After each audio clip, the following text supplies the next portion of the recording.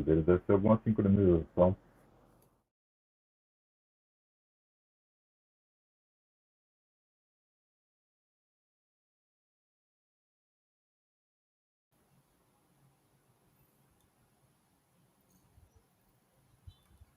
Estamos ao vivo?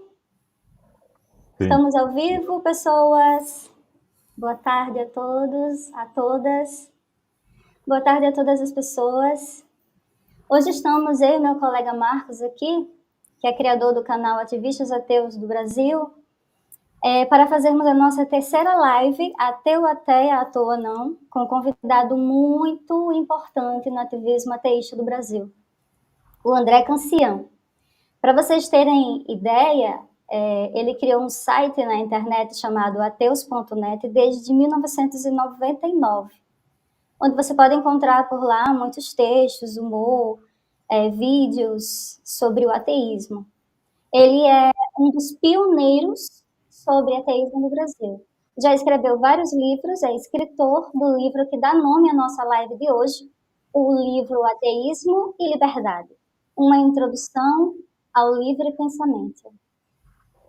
Então agora eu quero passar a palavra para Marcos, e já o André Cancian vai conversar conosco. Boa tarde, Mari, boa tarde, nosso convidado, André Cancian. Como Mari já externou, é um grande prazer para a gente, Cancian, tê-lo aqui na nossa terceira entrevista. Nós tivemos a oportunidade de entrevistar o professor Ricardo Cé, um grande historiador, né? Estudioso da história do ateísmo no Brasil. Certamente você deve estar listado em algum trecho do livro dele, né, pelo seu pioneirismo, sobretudo na área da literatura conceitual, né, que trata do ateísmo, do niilismo, né, e você ter aceito esse nosso convite, o meu, da Mari, foi assim, um motivo de muita alegria mesmo. A gente sabe que você nem é muito de aparecer em canais, você é um tanto quanto reservado, e assim, por isso que a gente nós ficamos, e o nosso público, convidados aqui, que estão no chat acompanhando, né, certamente também ficaram muito felizes e estão aqui prestigiando, né? Já são 32 pessoas, olha aí, Mário, saltamos de 20 e pouco para 32 pessoas, né? Fizemos uma boa divulgação, né? E o seu nome por si só se divulga, né, Câncer, pelo histórico que você tem. Então, receba aqui os nossos cumprimentos, as nossas boas-vindas e fique à vontade para cumprimentar também o nosso público. Uhum. Obrigado pela apresentação.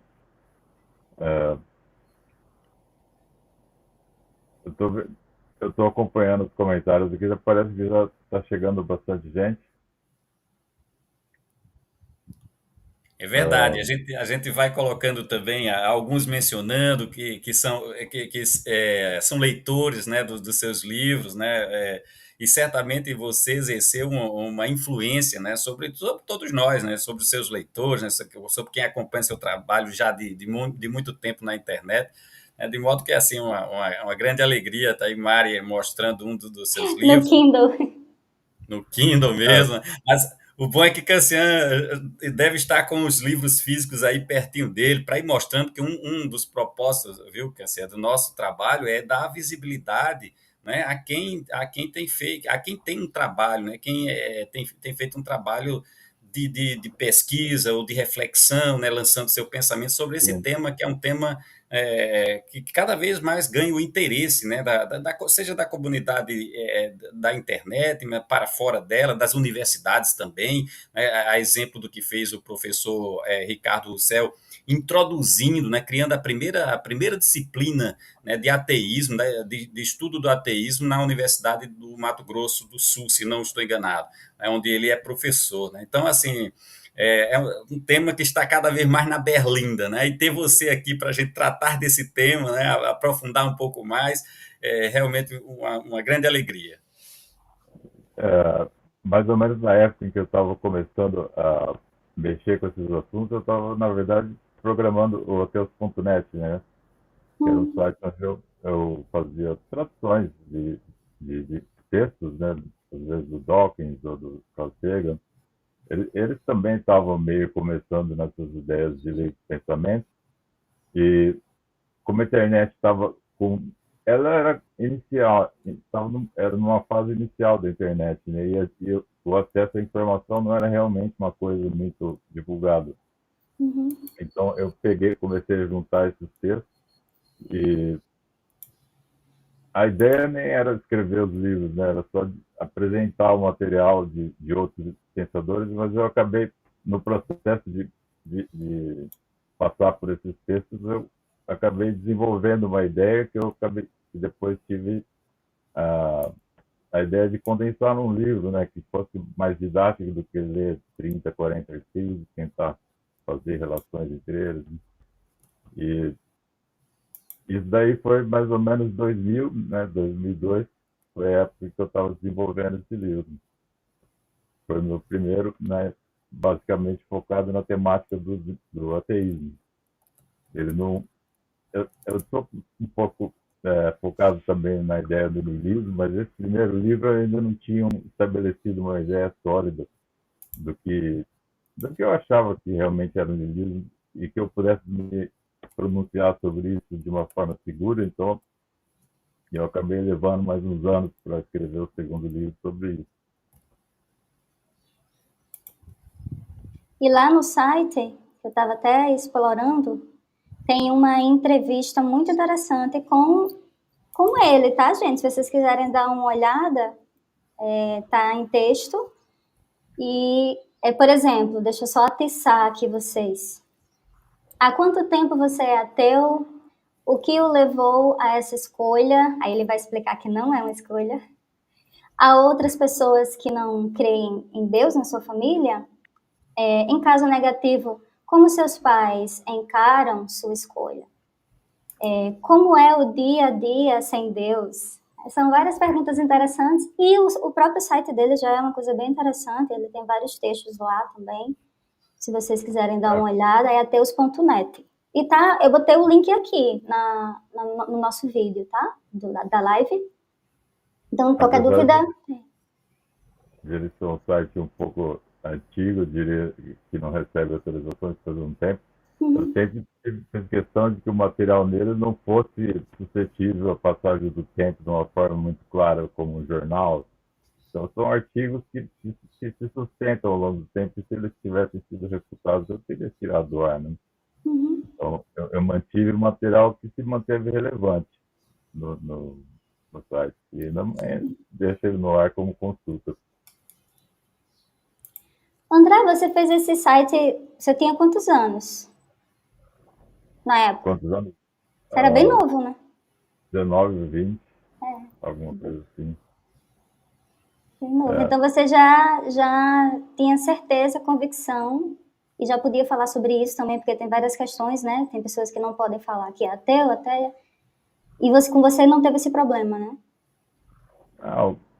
Na verdade, a minha posição de ateu, eu iniciei, né, a me chamar assim com 14 anos. Então, aos 18, quando eu vi a oportunidade que a internet estava me dando de colocar meus pensamentos para várias pessoas, eu achei isso uma ideia muito interessante. Por isso que eu comecei a me envolver em programação, que foi uma coisa paralela, né?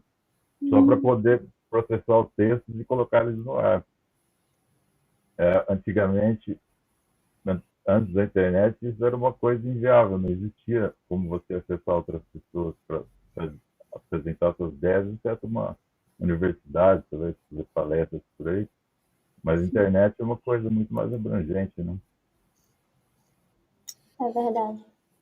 Bom, vamos aproveitar aqui para agradecer a presença dos nossos amigos internautas que estão acompanhando. A Flor de Limão, muito obrigado pela presença. O Cláudio Souza aqui conosco, Guilherme Ribeiro, Jaedson Bispo, Adriana Renault. Vamos aqui mencionando todos eles. Matheus, muito obrigado a todos vocês. Deixem aí o like de vocês para repercutir ainda mais. Quem não for inscrito no canal, se inscreva para dar essa força aqui a gente continuar fazendo esse trabalho de divulgação né, do ateísmo, do agnosticismo, né, de temas pertinentes às nossas causas, né. Cumprimento também Martelo Nilista aqui presente, o Citri, GMS, tem nomes, viu, Cássia, que é difícil a gente até pronunciar aqui, esses codinomes um pouco estranhos às vezes. O Ricardo Darwin, aí, olha, um admirador do Charles Darwin, Cláudia Santos, né, que é uma leitora sua, Nada com Nada também está presente aqui, Rodrigo Santos, Valverde, que é o Ivando, enfim, a gente vai citando aos poucos, né, Darcy Clay, né, a Luna Lima, Reuben Jean, uma turma muito boa, Adriane Carvalho, ficamos muito honrados com a presença de todos vocês acompanhando aqui essa live inédita com o Cancião, uma live de primeira mão, e a gente fica muito feliz. E aos poucos a gente vai colocando também as perguntas de vocês, né? Cancião, você falou que muito cedo, né, já começou o seu ateísmo, né? E eu pergunto a você, que influências teóricas você teve nisso? Se foi uma coisa mais intuitiva, sua mesmo, de visão de mundo, mesmo muito jovem, ou se alguma leitura no mundo da filosofia chamou a atenção para esse tema, né? Enfim, algum teórico, filósofo que você tenha se inspirado, tenha feito a sua cabeça? Fique à vontade para falar sobre isso. Eu acho que foram duas linhas que convergiram para esse pensamento que eu tenho. Uma é de origem natureza filosófica, né? E não tão atualizada, mas com questionamentos pertinentes e amplos. E a outra foi uma influência de divulgadores científicos, né? Que todo mundo aqui deve conhecer, mas filósofos também. Na área da filosofia foi Nietzsche, né? Schopenhauer, Cioran, eu diria até Fernando Pessoa, ele tem um pé na filosofia lá, apesar de ele ser um poeta, ele é um filósofo também. São basicamente esses os que me deram as bases que eu uso no meu pensamento. E as questões que eles levantam, no tempo em que eles escreveram aquelas coisas, não havia dados para eles responder as próprias perguntas, né? Então, eu achei que era uma ideia interessante trazer as ideias deles para agora, com as evidências que a gente tem, e, por meio da ciência, e fazer uma atualização dos questionamentos deles, ver o que pode ser respondido, ver o que é uma besteira. E esse é mais ou menos o projeto que eu tenho como escritor, né?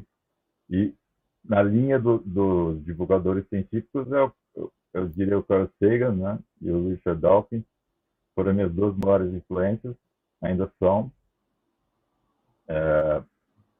Eles são constantemente citados nos livros, né? Como sim, uma espécie de conversa que eu faço com eles, eu cito uma coisa que é conveniente, pertinente dentro do que eu estou discutindo, aí eu coloco uma citação que ele completa o que eu disse, né? Eu vou desenvolvendo, eu pego um filósofo, ele falou isso há 100 anos, né? Agora, esse cara aqui deu evidências de que o universo realmente não parece ter um propósito, a gente parece evoluído por um processo natural. Aqui tem outro teórico que escreve sobre isso e tem essa perspectiva, né? Então, é uma ideia de juntar as grandes questões da existência e jogar a luz que a ciência está permitindo atualmente nelas. E as conclusões são pertinentes no ateísmo, mas o que realmente eu acabei achando que foi mais revelador foram as ideias nihilistas que eu acabei percebendo da falta de sentido e propósito no universo em si. Mas já que a ideia de Deus ela já estava refutada, eu diria, fazia pelo menos um século, né, pelos pensadores. Mas a ideia de que o universo não tinha sentido, a gente não conhecia o universo bem o bastante, fundo bastante, longe bastante, para falar que ele realmente. Agora a gente sabe mais ou menos quando surgiu a vida. A gente sabe que foram processos casuais, não sabe exatamente quais processos, porque isso se perdeu no tempo, né? Mas dá para dizer que a vida é um processo que surgiu sem que ele tivesse sido um propósito de alguma força ou fosse um projeto a ser cumprido, né? Então, nós somos parte da existência natural do universo, como um planeta, uma supernova, quando surgindo aqui, a gente acabou aparecendo aqui como subprodutos das estrelas. Isso, a meu ver, integra a filosofia, as questões de filosofia com o que tem de mais atual na ciência, que eu acho uma ideia muito legal. Antes de eu passar para mais uma pergunta aqui, e eu queria já entrar no seu livro, deixa eu só ver aqui que tem um comentário da Adriane dizendo que o áudio tá ruim. Ela está nos ajudando aqui. O Valverde Ivano também está dizendo que o áudio de André tá ruim. E agora, pessoal, melhorou ou isso passou ou ainda está acontecendo, ainda está ruim? Queria a resposta de vocês para a gente ter certeza, por favor. De fato, parece-me um pouco baixo. Minha filha tinha alertado isso também, mas eu tenho conseguido ouvir, né? Apesar de estar um pouco baixo. E André fala assim de maneira. Eu troquei. Ó, melhorou aí, deu uma melhorada. Você falou Oi. agora, senti que melhorou. Vamos ver o que o pessoal diz. Realmente está um pouco abafado, um pouco baixo, mas a gente vai seguindo. Tem um ruído agora, não sei. Agora está com ruído. Pronto, agora tirou o ruído. Pronto, perfeito. Eu estava usando o microfone do sistema, mas ele estava com ruído incompreensível. Aí não sei dizer a origem dele, mas eu voltei pro microfone do fone de ouvido, aumentei um pouco o volume, não sei como está indo para vocês aí. E eu utilizo, por exemplo, Canciano, no meu notebook, a captura normal, nem utilizo o fone. Não sei se você está no notebook ou está diante do seu celular, como seria? Eu estou no notebook falando por um Bluetooth aqui no fone. Entendi. Eu não sei se pela captura normal, como eu estou dizendo, o meu áudio eu acho que fica bom. Não sei se pela captura. Eu alternei agora para captura pelo sistema, mas ele está com esse chiado toda vez que o som aparece. Entendi. Então, talvez ele não esteja conseguindo coordenar entendi. tudo. Vamos seguindo, então, assim, dá para ouvir. Se você puder falar um pouquinho mais alto, né? Porque você fala baixinho, né? Tá bom, eu vou tentar. Então, André, Mari, faz aí a pergunta que você disse ter detectado aí uma pergunta interessante. André, é sobre mais o seu livro, né? E aí eu queria que você falasse um pouquinho sobre esse aspecto que você faz uma relação sobre o ateísmo e a liberdade. Aí eu queria saber o que significa para você. Se é isso, o ateísmo é liberdade, ou as pessoas que se identificam como ateístas são mais livres. Fala um pouquinho sobre isso. A relação entre o ateísmo e a liberdade são as implicações da morte de Deus na linguagem nietzschiana. Uma vez você não tenha você se torna ateu, tá? Ok. Você tem certas implicações filosóficas a partir disso, né? E que são como Deus representava uma espécie de super figura humana que dava um referencial de cima para baixo para a gente saber o que a gente deve fazer em termos de moral, em termos de sentido da vida e propósito da vida. Isso daí, eu não diria que fosse um problema em si, mas ele dava uma espécie de orientação para a gente dentro da existência e circunscrevia a nossa liberdade. Então a gente tinha um propósito, mas a gente tinha esse propósito e por consequência a gente não tinha liberdade de escolher o propósito, né? Você era dado um sentido, um valor, uma meta um bem e um mal que não dependiam de você, eram objetivos, né? Porque a existência de Deus implica que todas essas coisas existem metafisicamente, como uma lei física, né?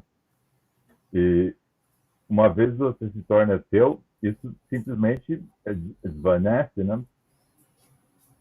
E essa é a minha ideia de que ateísmo tem muita leva a muitos problemas, não diria problemas, mas ele está muito relacionado à liberdade que ele implica nessas questões, que se torna uma espécie de responsabilidade pessoal, ou pelo menos social, que a gente mesmo reconstrua esses pilares que a gente supunha que vinham do além, simplesmente vozes da nossa cabeça, né? E essa reconstrução, como ela tem que ser feita por nós mesmos, ela, ela força você a encarar a sua própria liberdade, porque não existe nada a que você possa apelar fora da circunstância humana para responder essas questões sobre o certo e errado, sobre tudo que diz respeito à moralidade. Você não tem uma objetividade, assim, o que eu vou estudar para determinar o que é certo, né? É, não existe não existe mais, né, na nossa concepção como ateus, nenhuma referência que a gente possa fazer a uma coisa fixa, né, ou absoluta, que nos permita lidar com essas questões. Então a gente tem que lidar com elas pessoalmente. Essa é a face da liberdade. É você não ter nada, é você com a questão sozinho. Então você realmente. E a ideia da liberdade, claro, você pode, diante disso, tomar qualquer caminho, né? Você pode decidir fazer o que te der na telha. Se o sentido da sua vida sei lá, rápido, ser rico, ser forte, você, sei lá, se divertir mais, você ser um cara estudioso, você ser um cara de qualquer coisa, né?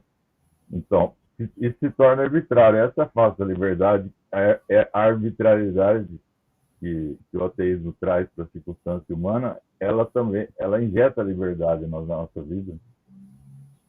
Então, eu acho que essa é a relação. Então, Sartre dizia, né, que nós, seres humanos, somos condenados a ser livres, né? Entrando aí nessa temática que você está desenvolvendo. E é interessante que na obra dos irmãos Karamazov, né, a frase que se tornou muito popular, né, que se Deus não existe, tudo é possível, né? Se Deus não existe, tudo é permitido. Melhor corrigindo-me. Se Deus não existe, tudo é permitido. Você acha que a nossa liberdade, de alguma maneira, tem que estar condicionada a alguma divindade? Ou ela é realmente algo que é propriamente humano, né? Nasce do humano, morre com o humano? Olha, a minha percepção é que a nossa moralidade é uma espécie de instinto para a gente conseguir viver em sociedade. Então, ela vem de dentro de nós de uma forma meio confusa, porque provavelmente ela está ancorada nas partes emocionais mais profundas do cérebro, mas a minha percepção é que ela não é uma coisa exatamente racional, ela parece ser uma, uh, uma tendência natural que a gente tem para se entender. Então, a gente tem uma tendência de criar regras de qualquer sociedade, as pessoas começam a conversar entre si e determinam entre elas o que elas acham certo ou errado. Isso daí não chega exatamente a conclusões iguais entre todas as pessoas que estão envolvidas, né? A ideia é que a gente tem essa tendência de criar regras e viver em função delas em conjunto. Então, eu acho que a moralidade ela está enraizada em nós por questões biológicas e evolutivas. Não é nada que você precise ir além disso para entender. Abri aqui para uma pergunta do Rodrigo Santos. Ele já quer mais livros seus. O André tem expectativa de escrever mais livros? No momento eu estou só traduzindo eles, né? Eu não tenho Hum, nenhum projeto de continuar escrevendo. Eu teria se eu tivesse ideias que eu considero dignas de um novo livro, né? Mas por enquanto eu não tive nada nesse sentido. André, você já tem um traduzido para o inglês, né? Um ou mais. Eu vi uma fotografia de um deles, eu acho, em sua mão, assim. Já tem um traduzido, tem mais de um. Se está Então, traduzido.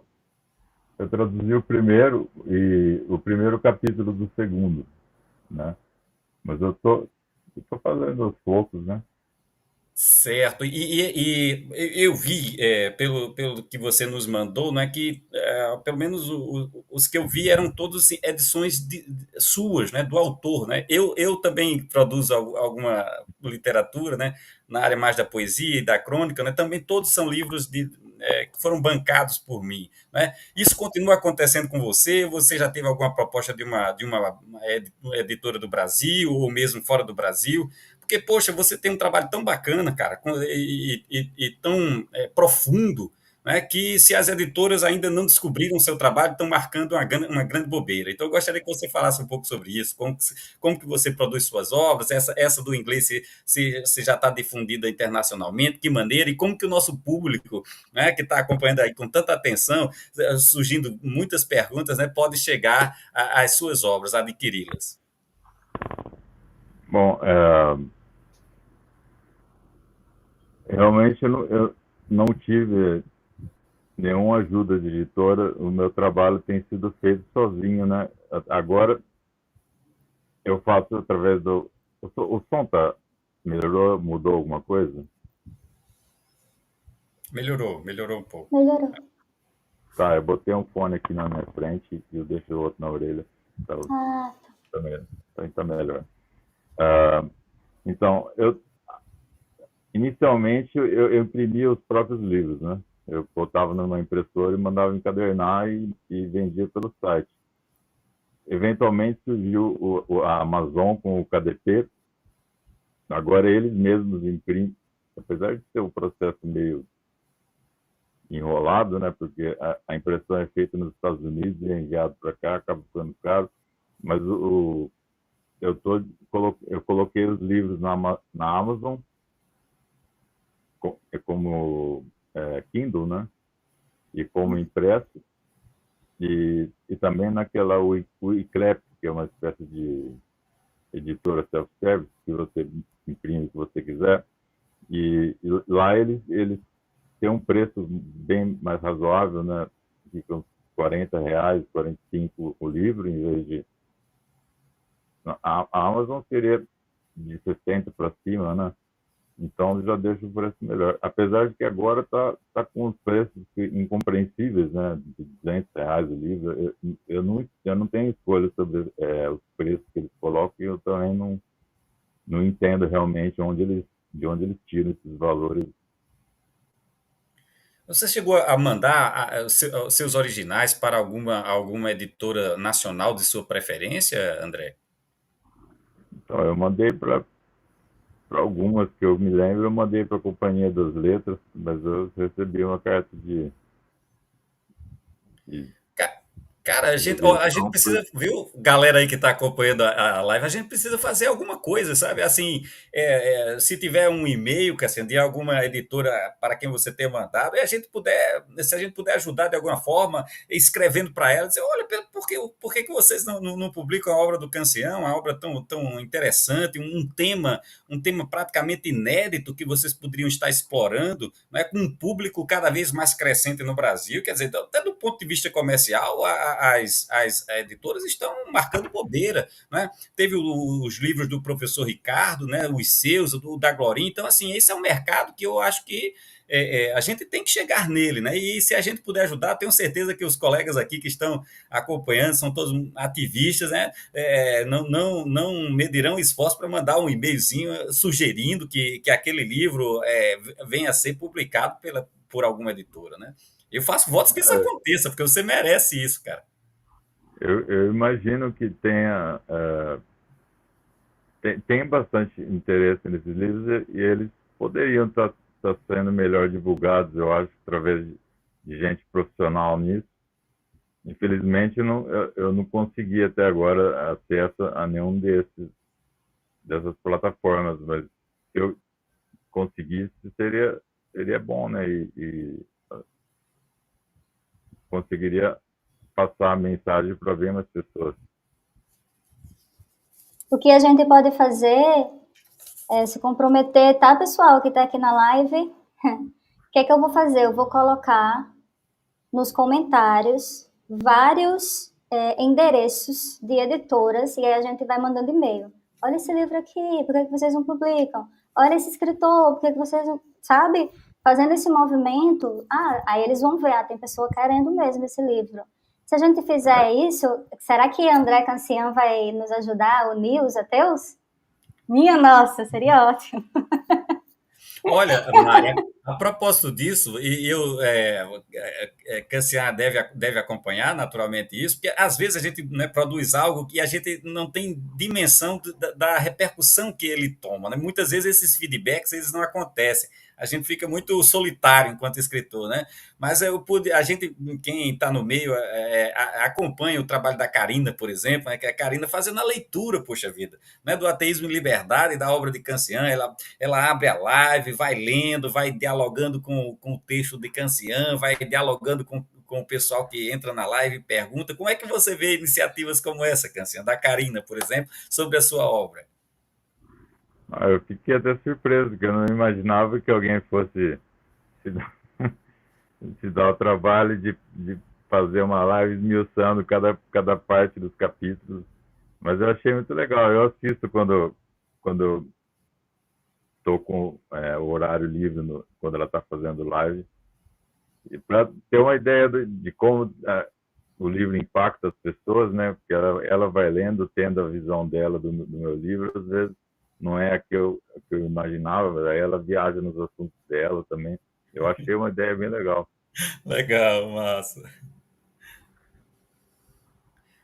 Mari, aproveita aí para pescar alguma pergunta aí dos nossos amigos que estão acompanhando aí com tanta atenção. Sim, então a gente pode fazer esse movimento, tá, pessoal? Vamos se comprometer aqui, mandar os e-mails. Seria ótimo. Deixa eu procurar aqui. Tem pergunta aqui, ó, do Leonardo Damasceno.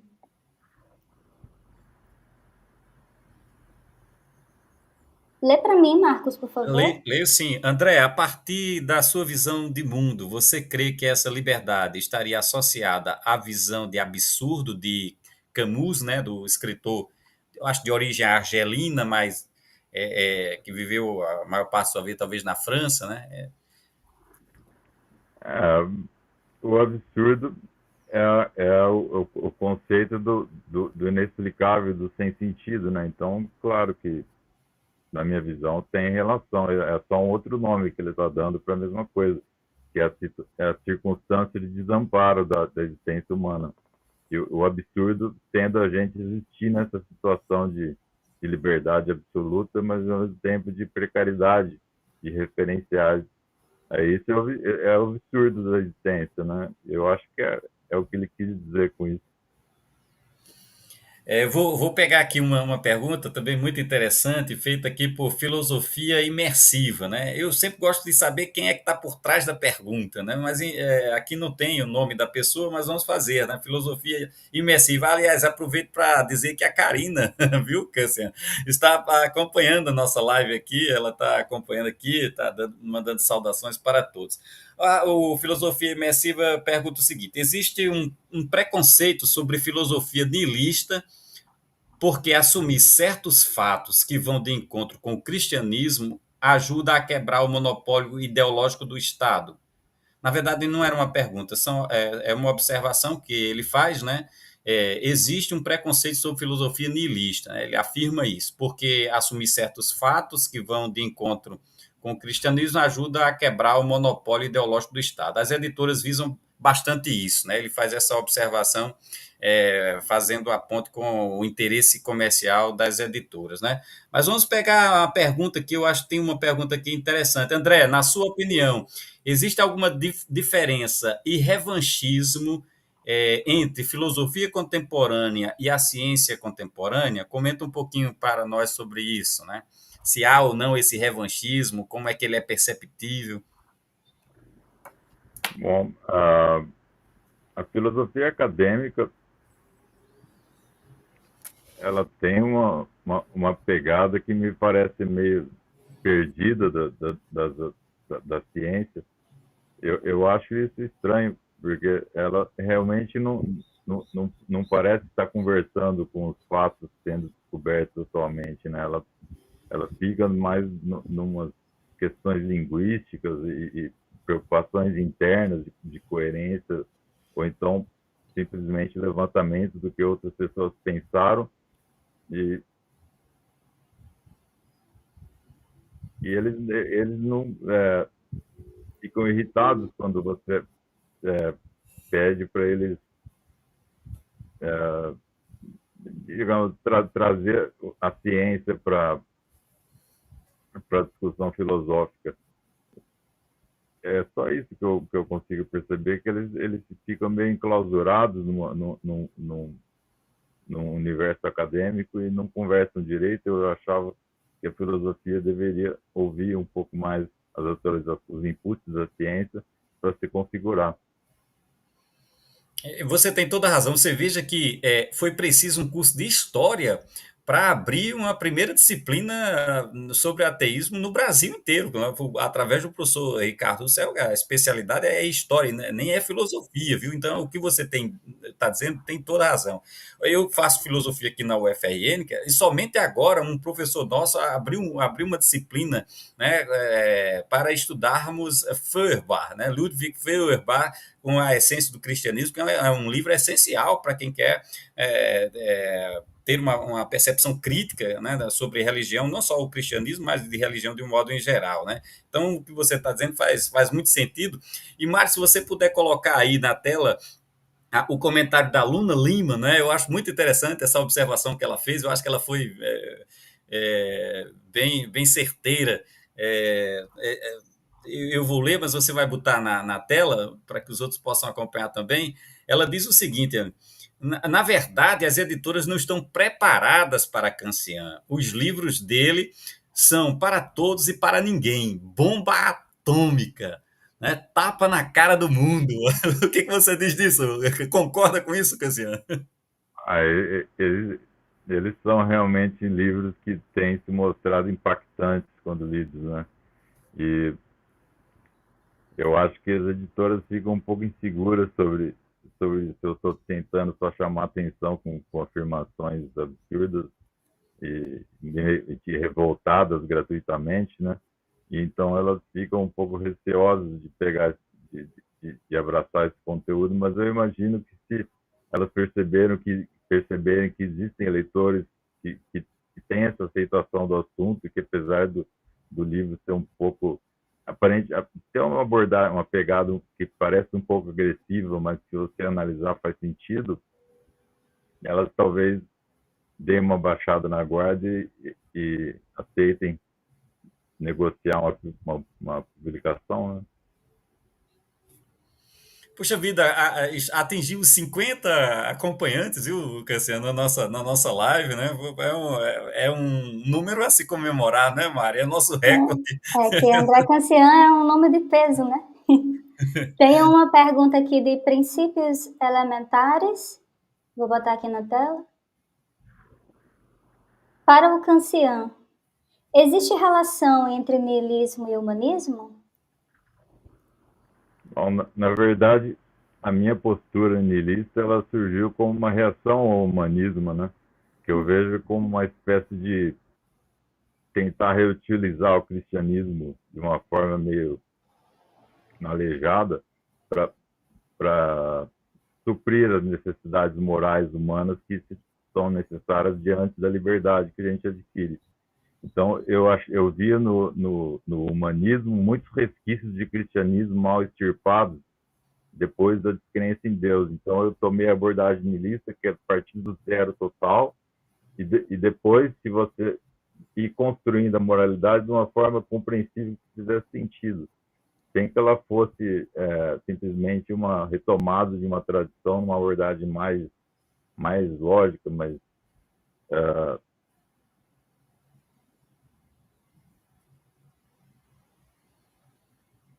O Cancian, apesar do humanismo ser mais lógico do que o cristianismo, ele, ao meu ver, ele ainda incorpora muitas das ideias de uma forma muito mal digerida, né?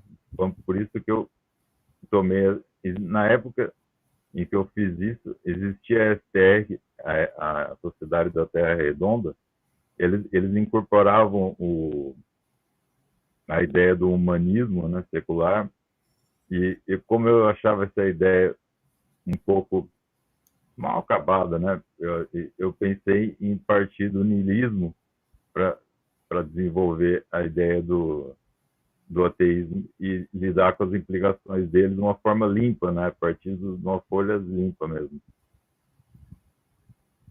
sem reaproveitamento bíblico. Uhum. O homem é mesmo essa tábua rasa que anunciava, acho que era Locke, né? Você acha mesmo, somos essa tábua rasa que vai preenchendo, né, os seus conhecimentos, né, que vai acrescentando conhecimentos à medida que vai, né, vivendo? Com certeza não, né? Mas, assim, a situação que a gente se encontra, ela é uma ruptura tão grande que a gente fica no vácuo por um tempo, né? Até a gente reconstruir a nossa visão de mundo. Então, essa é a tábula rasa, né? Que a gente, essa ruptura com Deus. Certo. O Lucas Eduardo diz assim: boa tarde a todos. Marcos, o que você acha que precisamos fazer para unir os ateus, né? Isso é algo bem difícil pelas outras pautas que cada um defende, né?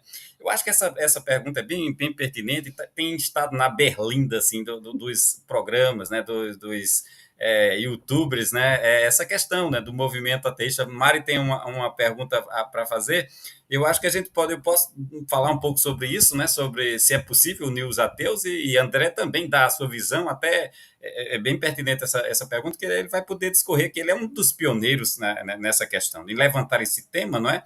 E se ele vê, se ele acha que é necessário realmente termos um movimento, nós tivemos a ATEA muito ativa e efetiva nos anos 2000, né? Mas hoje um pouco desmobilizada, né? Eu acho que é interessante a gente refletir sobre isso. Mari também dá a sua opinião. Eu acho que a gente está vivendo um momento bom, sabe? Pior seria se a gente tivesse sob um outro governo, que todos nós aqui sabemos. Mas eu acho que a gente está vivendo um momento para a gente construir, né, respondendo de minha parte, né, a pergunta que nos é feita, né, é um bom momento para a gente construir esse amálgama entre ateus, entre agnósticos, e lutarmos pela laicidade, né, por um Estado democrático. Essa a minha visão. Né? O Canciano pode dizer da sua visão, como é que ele enxerga um movimento ateísta brasileiro, e a Mari também. Obrigado, Lucas, pela pergunta. Não, eu só queria comentar, André, que essa era uma das minhas perguntas que eu tinha organizado aqui e pensado para te fazer. Porque é um movimento de pessoas que supostamente são muito esclarecidas, inteligentes e blá, blá, blá, mas que têm muita dificuldade de serem recíprocas, inclusive tem muita dificuldade de abraçar talvez um tema, talvez Estado laico, não sei, mas eu fico pensando sobre isso. Por quê? Porque eu acho que muitos ateus pensam muito em religião ainda, sabe? E perdem muito tempo nisso. E aí, minha pergunta seria nesse mesmo pensamento, porém, mais por esse lado aí que eu acabei de te explicar. Aí fica à vontade para comentar o que quiser. Então, a questão de juntar os ateus é um pouquinho de contrassenso, na minha opinião, um dos aspectos disso, né? Porque isso torna a gente semelhante a um movimento religioso, né? De juntar todo mundo para pensar igual. E isso é uma coisa que os ateus, meio que por um instinto, não querem, né? Eles não querem fazer parte de um grupo que pensa igual, força a pensar igual, porque esse é o erro que a religião faz, né? Então, eu acho que não que eles rejeitem isso conscientemente, mas acho que a personalidade de uma pessoa que rompe com, com a religião que está estabelecida, ela é naturalmente assim, ela não quer fazer parte de um grupo.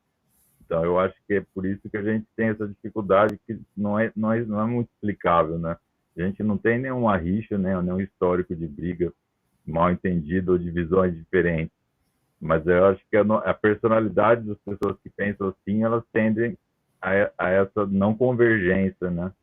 Ao mesmo tempo, se houvesse alguma visibilidade maior dos ateus como um grupo, de modo que eles pudessem ser respeitados, tolerados e vistos pelo que são seres humanos normais, que simplesmente têm uma tendência a mais para ser racionais, isso seria ótimo e seria uma consequência da gente se unir, né? Então, isso seria um ponto positivo, mas eu acho que a dificuldade vem desse conflito com a tendência que a gente, né, que os ateus têm de ser independentes do pensamento deles. Eles não querem nenhum grilhão, nenhuma coisa imitando ou determinando o que eles devem pensar.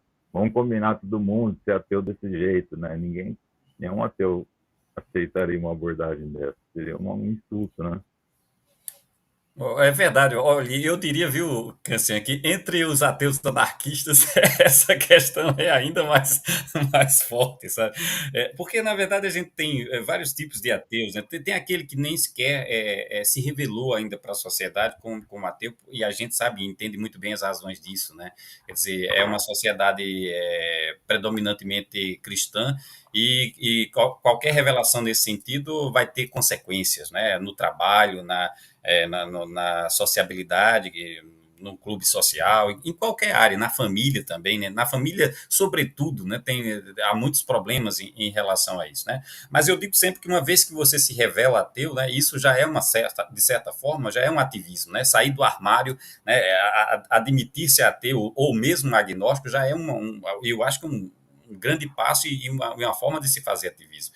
E há outros também que entendem justamente o ativismo como uma ferramenta necessária para a gente combater toda forma de discriminação, a ateofobia que é existente no país, né? E é muito forte, é muito perversa muitas vezes. Mari sabe disso, viu, Mari? Você já deu um exemplo disso em relação à sua atividade profissional como musicista e como cantor. Eu acho que seria até interessante, dentro dessa discussão, você repassar aqui essa experiência, né, de rejeição. Não é verdade, Mari?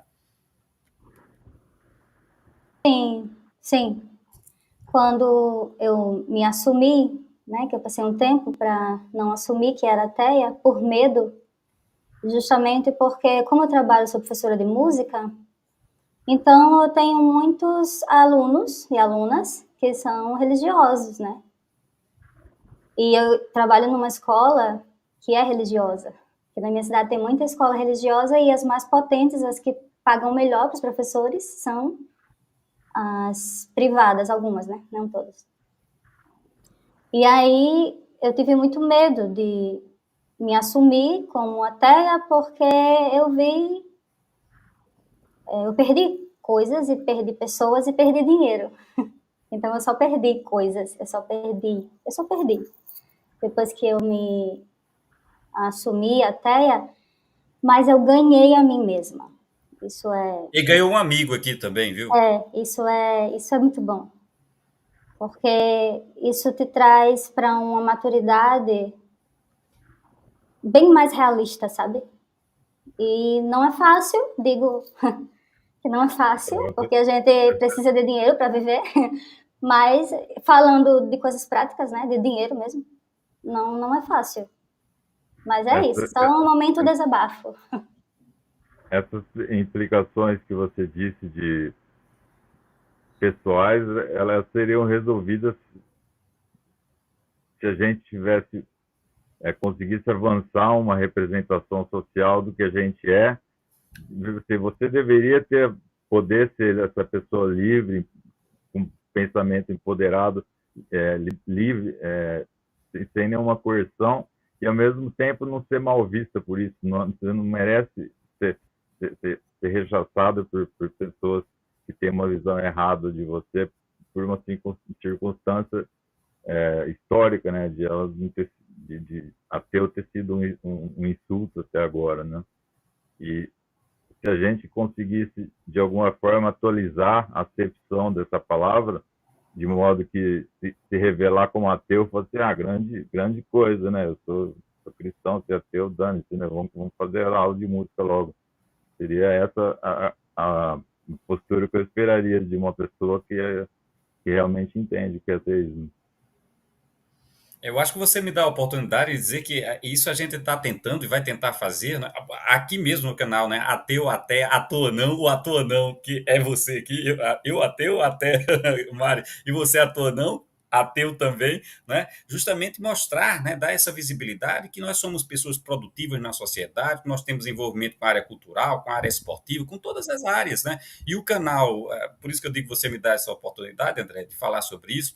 O canal que nós temos, Ativistas Ateus do Brasil, né, vai procurar enfatizar justamente esse lado, mostrar ateus que estão na nossa sociedade fazendo, por exemplo, a caridade, que as pessoas imaginam que é impensável que um ateu possa fazer um ato de caridade ou de solidariedade humana, né? E a gente vai ter um quadro no nosso programa para destacar isso. Aqui mesmo no Rio Grande do Norte, nós temos pessoas que fazem essa ação social desprendidamente, e mais, o que é mais importante é sem esperar uma salvação ou algo em troca no plano sobrenatural, mas unicamente pelo envolvimento, pela empatia com o ser humano, né? Porque eu acho que isso é uma característica que nos é comum, sabe, André? Esse humanismo, né?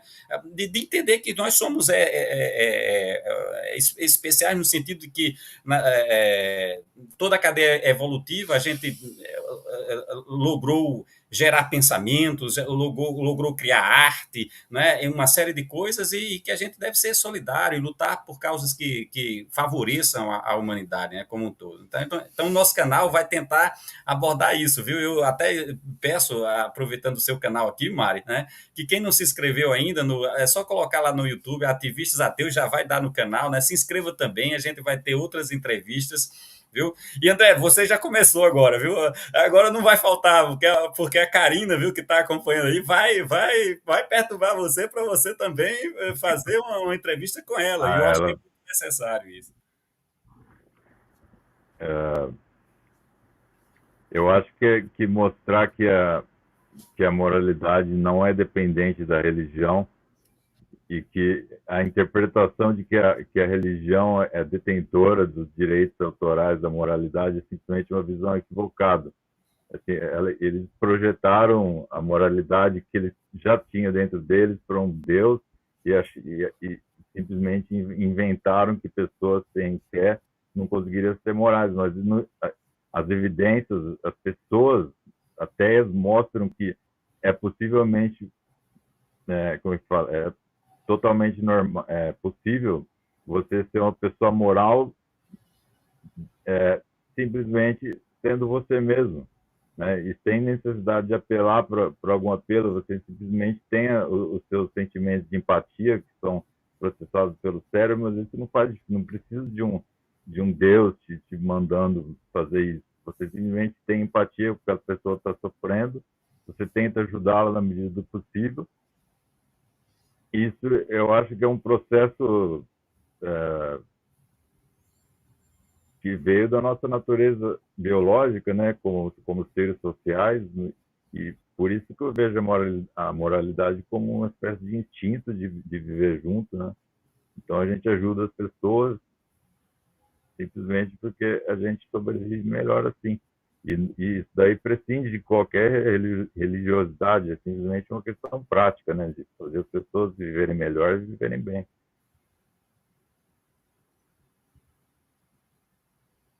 Isso, comenta a Júlia, e exatamente esse é o grande propósito de juntar aqueles que se definem ateus no Brasil e no mundo. Não é para formar uma comunidade, e sim lutar pelo fim desse preconceito sem razão. Aí agradecemos a Júlia, né, pelo seu comentário, né?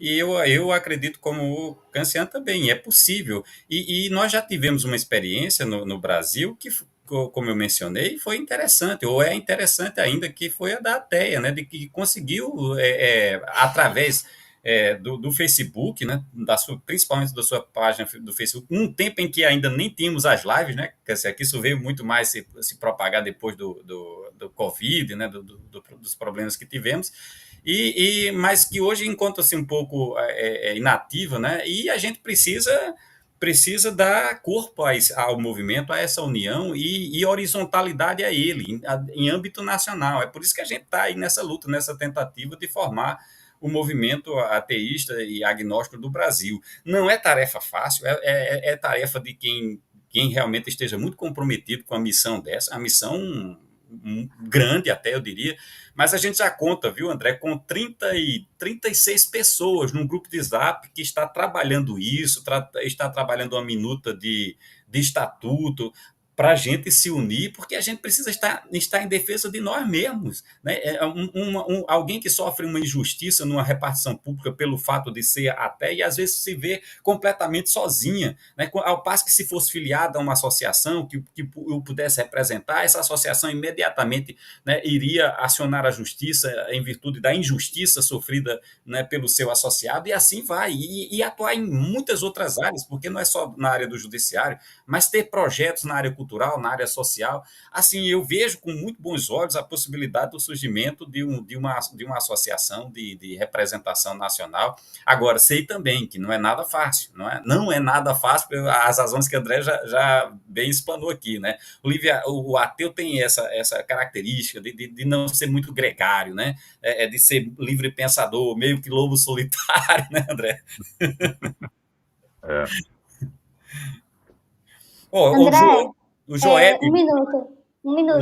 lê essa pergunta aí, Mari, do Joed, que ele faz para a Peraí. Cristina, que vai nessa linha também. Não sei se você consegue encontrar aí. Deixa eu ver. Não é? Tá logo abaixo A Glorinha tá aqui. a Glorinha está A aqui. Glorinha que me apresentou, André. E uma outra grande figura que está aqui do movimento ateísta, que é a Stephanie Silva, com quem eu tive o prazer de conversar recentemente. Seja muito bem-vinda, Stephanie. Stephanie foi uma das pioneiras, viu, André, nessa questão da movimentação nos anos 2013, né, organizando o Zena, que tinha uma relação também com a própria Ateia, né? Poxa vida, e a gente vai entrevistar a Stephanie, viu, Mari? É uma pessoa que tem né, esse lastro histórico já dentro do ateísmo, que será um prazer trazer a fala, né, essa experiência que a Stephanie vivenciou, e que o nome dela está intimamente ligado à história do ateísmo, né, também no Brasil. Obrigado, Stephanie, pela presença em nossa live. Estamos com 55, viu? Saltamos de 50 para 55 espectadores, né? Estamos a quase uma hora de nossa live. Eu sugiro, viu, Mari, que a gente até dispense aquele negócio do bate-bola final para a gente aproveitar as perguntas do público, que a gente faz, sabe, Cassiano, no final, pergunta um livro, um filme, então vamos dispensar essa parte e vamos aproveitar mais a sua presença aqui com as perguntas do público, né, prestigiar nosso público. E o Joedi, não sei se você achou o comentário do Joedi. É esse? Não, ele diz assim, André, exato, acho que era esse. André, então nós, ateus, dificilmente conseguiremos nos mobilizar politicamente para termos uma representatividade e reconhecimento na sociedade, no seu ponto de vista. Quer dizer, é difícil a gente se unir para ter uma representatividade política. Então, eu acho que não é necessário que todos os ateus do Brasil se unam para a gente ter uma representatividade. Só alguns poucos que consigam interferir nas leis de modo que elas amparem os ateus contra essa discriminação, de modo que as pessoas percebam que elas estão sendo preconceituosas contra ateus de uma forma que é danosa, né? Igual você ser um racista, você ser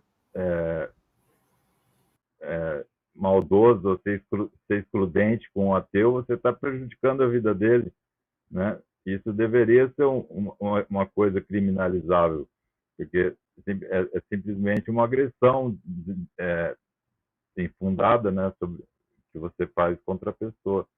Então, eu acho que, para que isso acontecesse, só seria necessário, eu diria que um grupo restrito de ateus interessados em fazer essa implementação de, eu acho que seria alguma coisa em âmbito de legal, né? Talvez advogados sejam as pessoas mais indicadas para mexer nesse assunto, mas não é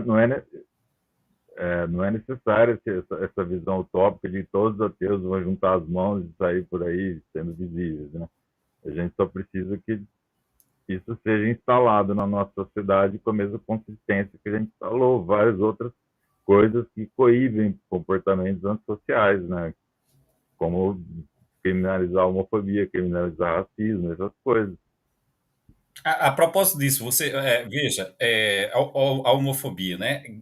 Graças à mobilização, né, do movimento LGBTQIA+, e outras letras que eu deve estar faltando, mas a gente tem no Brasil inteiro, no mundo inteiro, passeatas, né? Passeatas, manifestações de grande porte, né? E nós temos um número muito grande de ateus no Brasil, espalhados no Brasil inteiro, né? E nunca realizamos, Cassiano, uma marcha dia 12 de fevereiro, que é o dia de aniversário de Charles Darwin, né? É o dia do orgulho ateu no mundo, né? E está na hora de nós realizarmos a nossa própria marcha. Agora, ela só pode acontecer se a gente se conseguir, né, se mobilizar todos os canais que tratam desse tema e chamarmos para uma marcha. Eu acredito que começa-se com pouco, né, com pouca gente, talvez com 100, 200, 300 pessoas, isso vai ganhando, se tiver continuidade, vai ganhando corpo e vai mostrando para a sociedade a nossa existência. A gente tem que lutar contra essa invisibilidade, não, você não acha isso? Eu acho sim. O, a gente não precisa ter grandes pretensões no que a gente vai conseguir, porque os nossos objetivos são realmente modestos. A gente só quer ser aceito como pessoas normais, que pode levar a sua vida, pode falar o que pensam. Eu não acredito em Deus, e agora eu vou tomar um suco de laranja, sabe? Ninguém ficar espantado com nenhuma das duas afirmações. A gente quer se tornar visível, mas a gente não quer também ser visto como nada diferente, como um grupo à parte da sociedade. A gente quer ser só integrado como uma coisa basicamente irrelevante, mas eu diria que como uma pessoa normal, né? Eu acho que a gente deveria lutar por ser vistos como pessoas que não tem nada de diferente, não tem nenhuma falha moral, não tem nenhuma revolta intrínseca, não tem nenhum desejo de destruir, de fazer maldade, de fazer esses mitos já seria suficiente. Fazer esses mitos e apresentar a nossa verdadeira face seria suficiente para a gente ter a situação que a gente está querendo para nós mesmos, né?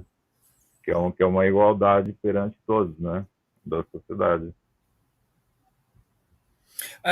Você já sofreu, Cancian, porque você é uma pessoa pública, apesar de ser bastante reservada, né? Mas você já sofreu algum preconceito, né, pelo seu ateísmo, uma coisa muito direta, assim, que você tem que ter enfrentado, partido para algum enfrentamento, dizer, ei, alto lá, peraí, eu sou ateu, me respeite, assim como eu respeito a sua crença também, respeita a minha não crença. Você já sofreu alguma, seja no seu trabalho, na sua família, ou alguma coisa assim que você pudesse nos contar? Nesse aspecto, eu acho que eu tive um pouco de sorte, fui um pouco privilegiado. Eu realmente nunca tive nenhum embate agressivo, nunca fui insultado fora da internet, né? Na internet acontece tudo. Mas pessoalmente, eu nunca fui assim, tentei entrar num lugar e fui hostilizado, ou fui xingado por ser ateu. Na verdade, o que as pessoas fizeram foi o que eu esperava que elas fizessem, que me tratassem, ser ateu, tá bom, né? É a tua opinião. E continua o assunto, né? Eles nunca deram muita importância para isso, porque não é a pegada deles, e eles não ficaram ofendidos, nem insultados e bravos, e tentando justificar. E tem as pessoas que ficam meio afobadas, né, quando você fala que é ateu, e começa a vomitar argumentos em você e tal. Isso não costuma acontecer comigo, na verdade. Então, eu não posso falar que eu ter alguma história para ilustrar essa situação, porque eu não tenho, realmente. Comigo, foi tudo normal até agora. Mas e o outro lado da coisa, né? Quer dizer, do fã, do admirador que conhece seu trabalho, que conhece seus livros, né? Seja numa noite de autógrafo dos seus livros, esse lado certamente teve, né? Ou tem, né? Assim, às vezes eu encontro algum outro pessoa que eu não, em situações em que eu não esperava. Às vezes, uma vez eu estava fazendo uma prova numa faculdade e eu mencionei por acaso que eu editava o Teus.net. Ah, você edita o Teus.net, né? Eu já conheço esse site faz séculos. Então, às vezes, as ideias já estão bem disseminadas. Às vezes eu encontro fãs, né, leitores, em situações completamente inesperadas, né? É sempre legal, né? Porque você vê que teu trabalho está sendo meio que, né, de forma silenciosa, ele está indo para frente, né? Está acessando as pessoas que precisam ser acessadas por essa mensagem. Aí, Mari, faz aí alguma pergunta, seja do público, ou seja sua mesmo, ao nosso André. Eu não sei até que hora ele pode ficar conosco, mas assim, a gente está com audiência altíssima aí. Até 5 horas da manhã, brincadeira. Mas não vamos abusar do nosso entrevistado, claro, né? Nem do nosso público. Mas, assim, o termômetro aqui, viu, Cassiano, está nas alturas. Né? Tá É, boa. depois dessa modificação do microfone, parece que o pessoal parou de reclamar que o som está Melhorou, horrível. melhorou. Melhorou, Talvez É, sim. seja. melhorou. Ah, ótimo. Então, da próxima vez eu compro desse de pescoço. Assim, eu acabo com esse problema. Ah, eu queria mostrar aqui o comentário da Glorinha, tá? Ah, muito bem. Pode ler para mim, por favor? Que eu tô sem óculos e. Sim, sim. André, a ideia de unir os ateus é para dar visibilidade ao ateísmo, mostrar que ateísmo não é um bicho de sete cabeças e ateístas são cidadãos com os mesmos direitos que as pessoas religiosas. É o comentário da Glorinha. É, Estamos todos de acordo com isso, eu não acho, é né? uma pergunta, É um um resumo comentário. do que foi dito. Isso. Ó, tem gente Comentário do assistindo de José. Angola, né? É, Seus fãs aí, tá? Que ó. saudações por Angola. José Gil Obrigado. comenta, né? André Cassian é incrível e profundo, né? E profundo demais nos seus livros, né? Quer dizer, Cassian desenvolveu a sua própria filosofia, né? Quer dizer, se nós estamos, né, no ombro de gigantes, né, Cassian, mas a gente vai desenvolvendo as nossas próprias ideias também, levando mais adiante, né? E você faz isso muito bem. Fale um pouco, acho que mostre aí os seus livros, né? Fale um pouco de cada um deles, rapidamente. Então, o primeiro foi o ateísmo ateísmo e liberdade, em que ele é dividido em duas partes, né? São bem diferentes. A primeira é simplesmente a preocupação é apresentar o que é ateísmo e, e depois refutar é, sistematicamente todos os argumentos que supostamente demonstrariam a existência de Deus. Depois eu continuo com argumentos contra a existência de Deus, que é o problema do mal, coisas que tornam impossível que um Deus bondoso exista no mundo que a vida se alimenta da vida, né? Um ser bondoso faria isso. Se eu fosse Deus e eu fosse criar a vida, eu não faria uma vida que precisa matar outra vida para continuar existindo. Isso é absurdo, não faz sentido nenhum, né? E depois disso, uma vez refutado, eu faço alguns comentários sobre a religião, a função dela como controle social. Depois, na parte 2, eu entro nessa pegada de evolução, né, para simplesmente preencher os assuntos que precisam ser discutidos novamente, uma vez você rejeite Deus. Então, moralidade, como que a gente vai ser moral se a gente não tem Deus? Até hoje a gente se apegou a Deus para responder essas questões, e a gente precisa responder a gente, né? Sobre o sentido da vida, né? Se Deus não existe para me dar uma imortalidade, para ir para o paraíso, então eu estou aqui fazendo o quê? Então a gente está aqui porque nós somos máquinas biológicas, né? Programadas para continuar existindo. Esse é o sentido da vida. sentido da vida não é um significado, é simplesmente uma funcionalidade da vida, que é a autoperpetuação genética. E são essas discussões que eu tenho na segunda parte do livro.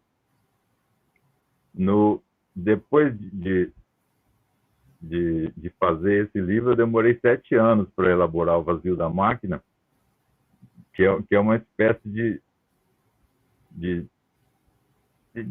é uma definição de niilismo inicialmente, mas depois eu mergulho em vários assuntos que são meio que perturbadores, mas que vem à cabeça uma vez você se torna ateu, e o meu enfoque é, ao mesmo tempo, ter uma racionalidade, discutir o assunto no nível racional, mas também abordar como isso impacta emocionalmente as pessoas quando elas se tornam ateias. Perder esses referenciais, às vezes, é uma coisa dolorosa, meio traumática, uma coisa que eu chamo de morte da realidade, né, que seria uma espécie de trauma que você adquire com perceber que tudo que você pensava sobre a realidade é falso. Então você entra numa espécie de processo de luto, né, que você tem que superar ele, entendendo o assunto, né, e encontrando outros referenciais que não Deus, ou nada que seja falso, pelo menos. Então eu discuto questões como solidão, sofrimento, suicídio, tédio, felicidade, reprodução, né, se a gente deve ter filhos ou não, de fundamentos, o valor do conhecimento. Tem algum capítulo sobre a verdade, em que eu faço um elogio aos gigantes que a gente está em cima, né? E isso a partir de eu discuti esses tópicos a partir de uma definição inicial que eu fiz no primeiro capítulo sobre niilismo. Depois, o meu terceiro livro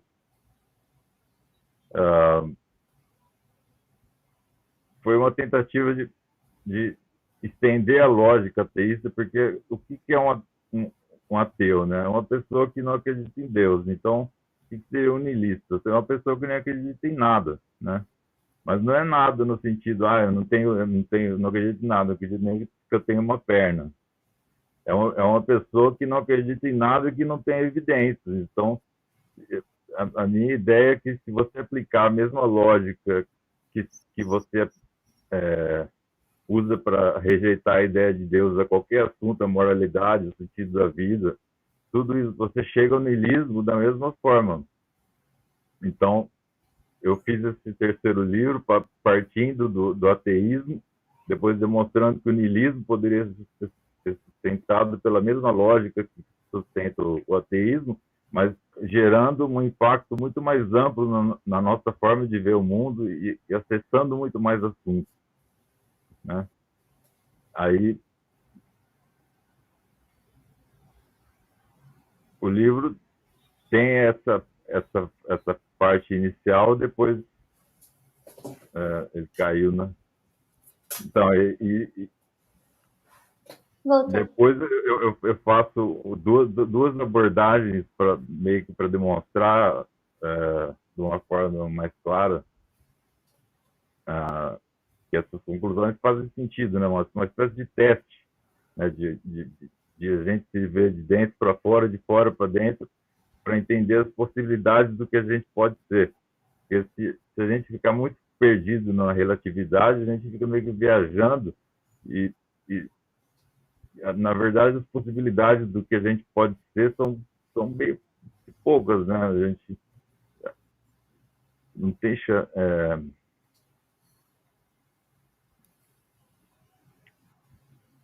Para a gente poder fugir da ideia de que nós somos máquinas de sobrevivência, é uma situação muito difícil, porque as evidências vindas da biologia, da astronomia vindo de fora, e de dentro a gente percebendo o impacto, por exemplo, a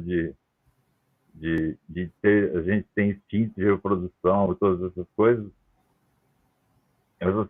duas coisas colocadas juntas meio que impedem muitas interpretações da vida né? E eu acho que isso demonstra a perspectiva niilista.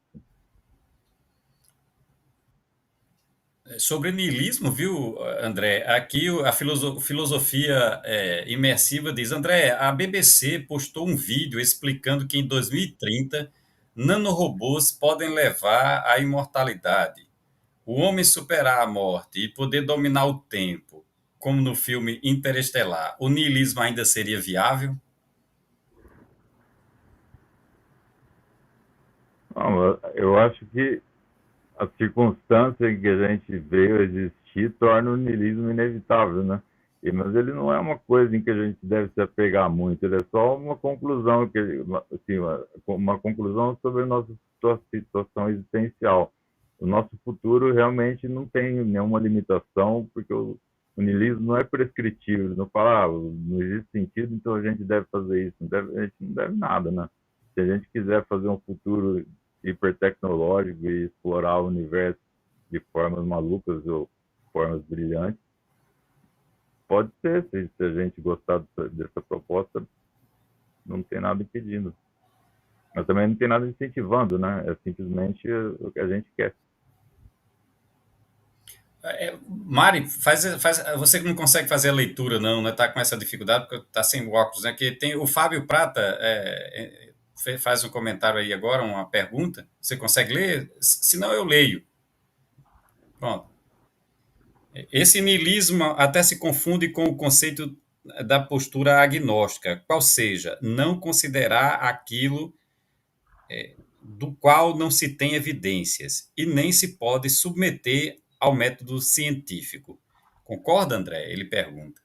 Sim, mas eu não chamaria isso de agnosticismo, eu chamaria isso de ateísmo, né? Ateísmo cético. Agnosticismo é um termo redundante que não tem necessidade de ser usado. E o niilismo, visto dessa perspectiva, claro que ele expande, o ateísmo se torna um ponto dentro da perspectiva niilista que é a mesma pegada para todas as coisas, né? De não aceitar nenhuma ideia que não tem evidência. E o agnosticismo não é isso, né? E também ele não. O Nada com Nada comenta aqui, apesar do conteúdo denso, os livros de André, né, têm um tom sarcástico e cômico sensacional, né? Ele faz essa, né, elogio ao seu humor, né? É verdade. Às vezes o humor negro ou pesado, como Karina disse, é pesado, referindo-se ao o livro Vazio. Qual o título, André? O Vazio. Fazer da máquina. Da máquina. Isso, Vazio da Máquina. Ela referindo-se ao Vazio da Máquina como um livro pesado. Karina. É isso. Mais alguma pergunta sua, Mari, que você tem para fazer aí para o nosso amigo Cancian? Você tem senso de humor? Então, pessoalmente eu tenho, né? Eu passo uma imagem meio sisuda nos meus livros, mas pessoalmente eu sou eu faço piadas, eu dou risada e tal. Eu não sou tão sério quanto Eu tô lendo esse aqui, né? me apresento. Ateísmo e Liberdade, que foi o que mais foi um imã. Me chamou a atenção primeiro. E eu percebi isso, né? Na sua linguagem, como você escreve. E tem muito sarcasmo mesmo. É assunto pesado, né? Você fala sobre o livre-arbítrio, eu acho ótimo aquela parte do livre-arbítrio. E tem momentos que você brinca, né? Tem hora que eu paro assim, começo a rir e volto. Não acredito. Aí volto. Muito bom. Eu acho que Parece daí muito. dá uma aliviada no peso dos assuntos, né? Porque a gente tá lidando com coisas que realmente são umas pancadas na cabeça.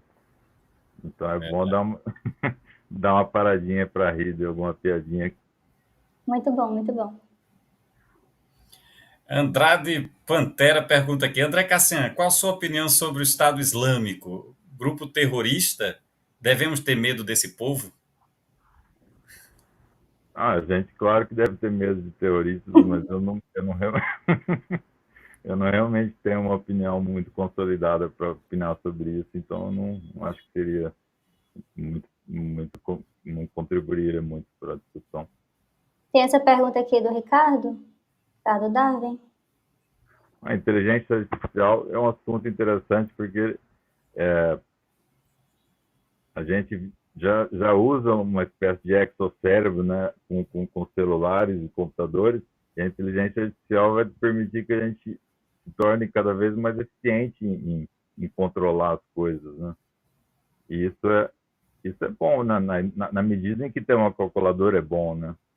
Então, a nossa inteligência é como se fosse acoplando cada vez mais módulos de potencialização das nossas ações através de uma inteligência que nunca esquece nada porque está salvo num ponto TXT e relações que o computador pode fazer por você, que o seu cérebro, talvez porque você dormiu mal, não faria. Então, a inteligência artificial pode ajudar a gente a se tornar mais potentes como máquinas, né? Pelo menos na parte intelectual, sim, sem dúvida. Um upgrade, ótimo. Essa pergunta aqui do Fábio Prata. O que é agnosticismo para você? O agnosticismo é a ideia de que você não pode adquirir conhecimento sobre algum assunto. Então, na medida em que ela é uma afirmação epistemológica, né, sobre capacidade, ela precisava ser demonstrada, né? Que como você sabe que Deus não pode ser demonstrado? Eu não sei disso, né? Talvez Deus possa ser demonstrado por mecanismos que eu não conheço. Então, falar que Deus é um assunto que não pode ser tocado e nunca vai poder ser tocado, para mim, é uma postura infundada e com pressupostos dogmáticos, né? Por isso que eu rejeito o agnosticismo como uma alternativa para o ateísmo, uma alternativa soft, sabe? Eu acho que é uma interpretação simplesmente equivocada que se tornou popular para pessoas que não querem enfrentar o estigma do ateísmo. O André, eu tive passeando um pouco pelas suas redes e tive a satisfação de ouvir. É um poema, cara. Você é um poeta também. Além de, quer dizer, você não fica apenas nessa área da filosofia mais dura, propriamente dita, conceitual, né, teórica, né?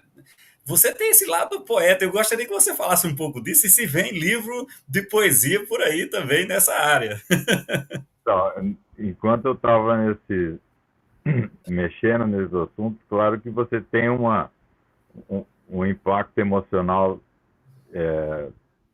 quando você entra em contato com esses assuntos que são meio perturbadores e tem um momento em que você está entrando em contato com esses assuntos e você ainda não entendeu esses assuntos, né? Então, eu usei a poesia como uma forma de processar esses assuntos preliminarmente, né? Através da tentar uma exposição emocional e racional e tentar fazer sentido daquilo de uma forma artística, né? Porque eu ainda não conseguia ser, né, até claramente racional sobre isso e ser pontual sobre as afirmações que eu podia fazer. Então era reflexo desse processo de deliberação, de estar tentando entender as coisas, de estar meio agoniado por não estar entendendo e se sentir meio, putz, não estou entendendo nada disso que eu estou fazendo aqui, se sentir perdido, né? Então, os livros, os poemas que eu escrevia, eles refletem essa situação em que eu me sentia meio desamparado e perdido e sem entender o que estava acontecendo, mas querendo entender e não conseguindo. Eu diria que eu quero um livro de um embrionário, né? Eu estava meio que incubando as ideias que você iria acabar desenvolvendo, mas ainda com elas sem estarem prontas, eu só conseguia expor na forma de poemas meio vagos, de sentimentos, tal, desabafos às vezes, né? Então, mas você vai nos dar esse prazer de transformar, né, essas elucubrações poéticas em livro para que a gente também possa apreciar a sua poesia? Então, a ideia foi essa com o Vazio da Máquina, né? O livro de poemas é a contraparte poética das dissertações e tem um romance, o Joe, né? Que seria uma história vivida por alguém que pensa com as ideias do Vazio da Máquina, né? Alguém que tem aqueles pensamentos, como que ela viveria o que ela faria numa situação normal da vida. Então, o Joe é esse personagem, é mais ou menos como o estrangeiro, né? Ah, Ele legal. ilustra uma pessoa vivendo nessa situação de vazio e perdido das Você referências. mencionou, né, o Fernando Pessoa, né, com seus heterônimos, ele tem um pouco, né, nessa linha cética e tal, né? E dos poetas brasileiros, você acompanha um pouco de literatura? Tem algum poeta que te chama a atenção? Eu, por exemplo, gosto muito do Augusto dos Anjos. é, tem poetas que o João Cabral de Melo Neto era ateu, né? O João Cabral, um grande poeta, um dos melhores poetas do Brasil, né? Autor de Morte e Vida Severino, que é um clássico, né, na literatura. Você acompanha um pouco de literatura, seja romance, seja poesia? Então, Quem são seus preferidos? a minha intimidade com literatura brasileira não é realmente muito grande, né? Então, eu só conheço um ou outro. Eu diria Álvares de Azevedo e Augusto dos Anjos são os dois que me vêm à mente, que são os dois poetas que eu realmente gostei quando eu entrei em contato com eles.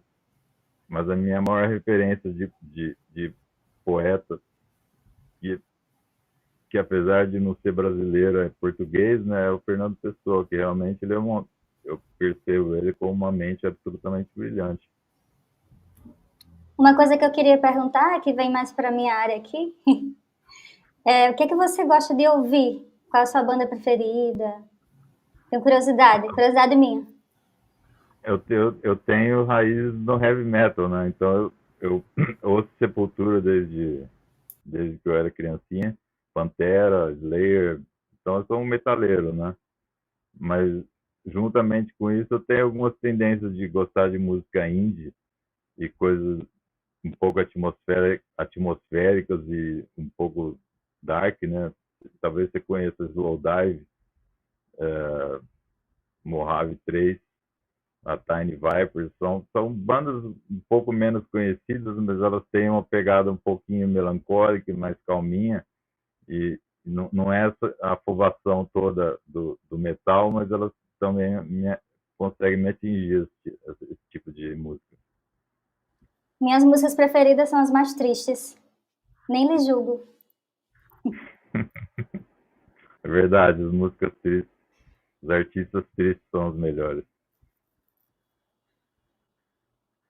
Uma pergunta aqui. Gente, essa vai ser a última pergunta, tá? Que nós já tomamos o tempo. Muito... ó, não tô ouvindo. Tá silenciado, é.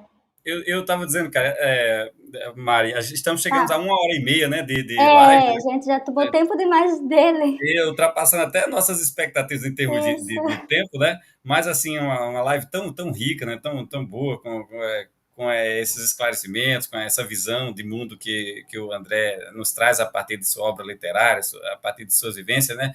E aí eu diria, viu, André, para a Karina, que a Karina está com um caminhão de perguntas aí, viu?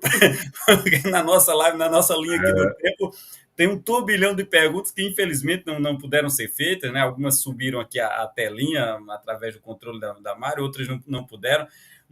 Isso suscitou debates entre o próprio público aqui, eles, né, Isso é estão ótimo. debatendo, isso é muito bom, esse é um dos propósitos desse canal, né, do nosso Ateu Até à Toa Não, né, de modo que, assim, muito bom, não é, Mari? Foi fantástico, a gente quer agradecer imensamente, mais uma vez, a aceitação, André, você ter aceitado o nosso convite, um canal pequeno e tudo, não tem tantos inscritos assim, mas nós nos esforçamos, fizemos uma mobilização bacana nos grupos de WhatsApp, né? E o resultado está aqui, nós já atingimos mais, eu acho que chegamos a 55 pessoas, né, acompanhando a nossa live, e eu estou muitíssimo feliz com isso, com essa live, essa nossa terceira live, acredito que a Mari também, né? Então receba nossos calorosos agradecimentos, viu, André? Obrigado, foi bem legal estar aqui conversando com vocês. Estamos muito gratos, com certeza. Porque o seu sim foi um privilégio para nós, né? Como o Marcos falou, nós somos pequenos, mas almejamos muitas coisas. E isso é um ótimo sinal, assim, de você ter dito sim para esse momento do ateu até e à toa não. É ótimo. Muito obrigada, gente, pela presença de todas as pessoas, todos os comentários. Perdão por não ter podido ler todos, e todas essas perguntas que ficaram aí, perdão, mas o Karina tempo é vai curto. aproveitá-las. Karina vai aproveitá-las. Quando Muito essa obrigada. live, quando essa entrevista for marcada com o Cassiano, certamente nosso público, né, vai também Sim, prestigiar o canal da Karina, que é merecedor, ela faz um trabalho bacana, né, de Sim. divulgação, né, dos trabalhos literários. Então a gente tem certeza que vai crescer o canal dela, precisa crescer, é um canal que tem qualidade, tem conteúdo, né, e a gente tem que reforçar isso. Todos os canais sim. que trazem bom conteúdo para dentro da nossa temática específica, a gente tem que fortalecer.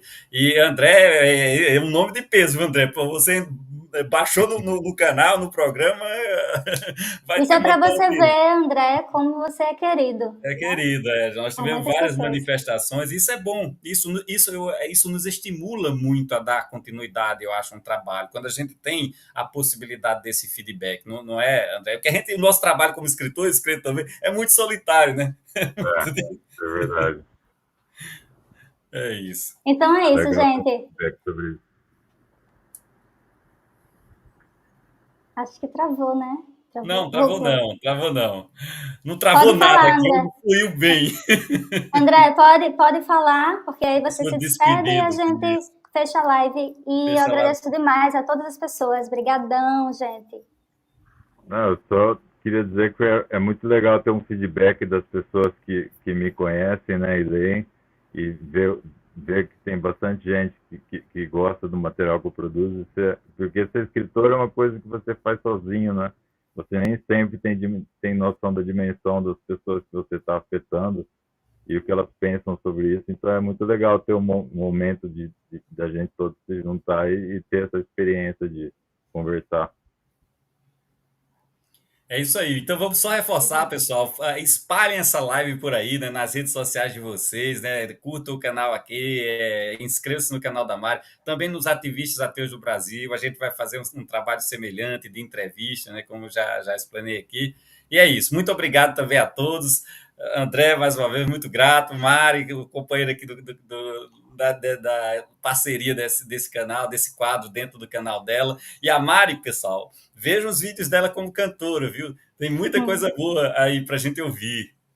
Valeu, tchau a todos. Tchau, gente. Obrigada. Obrigada, André.